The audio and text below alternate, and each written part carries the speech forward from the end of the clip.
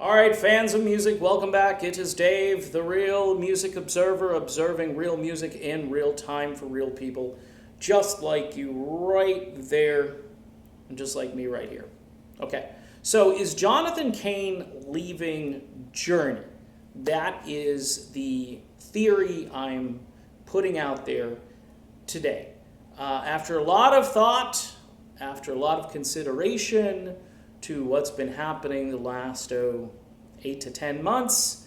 I went from thinking that they were just going to oust Neal Schon, they're going to get rid of him and kind of take Journey in this new direction, this Christian hybrid band that played Journey music but then interjected some faith-based worship style music. I actually believed that for a little while. Which is a crazy theory and really not founded in any logic. So I have jettisoned the theory. These days, though, if you look at Jonathan Cain's behavior, okay, making television appearances, he was recently on Fox and Friends with his wife Paula, promoting his brand new book, Don't Stop Believing, the man, the myth, the legend, the band, the cosmos. You can get that, by the way, on Amazon.com. You can listen to it like I did using their wonderful service called Audible. That way you can kind of fast forward when you need to fast forward. Look, here's the deal. Jonathan Cain seems to want to be Chris Tomlin or even former Steve Perry guitar player Lincoln Brewster. All right? Little Journey sort of side promotion thing there. Steve Perry tangent. If you look at his behavior, it's the book, it's my solo music, which, by the way, from what I understand, Cain already has another album in the can, so to speak. I mean that figuratively. And it looks as though right after the tour, Cain's just going to shift back into worship and solo promotions mode. All right, as far as this LLC, which exists, which was pointed out to me a while ago, it's Cain, Valerie, and Neal Schon. All right, those three guys. And you would say, well, Ross is kind of the swing vote here, but not necessarily. If management gets involved in this and they have the money to spend either in the courts or through arbitration or however they're going to go about doing this, they're going to do what's best for their management company. In other words, if this is going to be a loss in revenue, they're going to say, you know what, this is a stupid idea.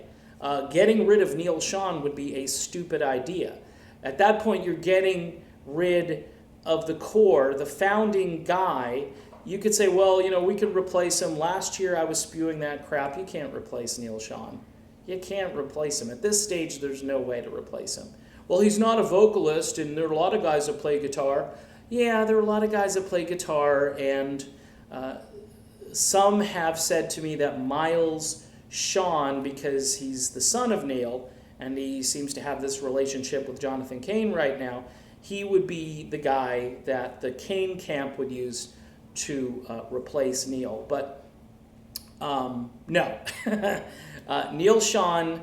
whether you love Neal Schon or you're not in the love Neal Schon camp, you've got to recognize that Neal is the brand these days. Management chose Neal when they were promoting this tour at the beginning. He went out there and did all kinds of media with Joe Elliott.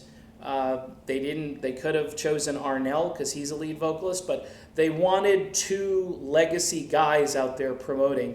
And obviously, you know, people know Joe Elliott and people know Neal Schon. Makes logical sense. Cain just seems, you know, that old Bible verse, remember that one? A double-minded man is unstable in all his ways, right?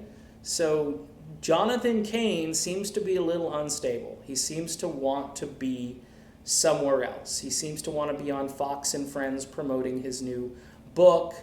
He wants to talk about Jesus, which is fine. He wants to talk about maybe his future solo endeavors. Really, there's not a whole lot of Journey talk in there. Yes, the book has some Journey stuff for the rock aficionado,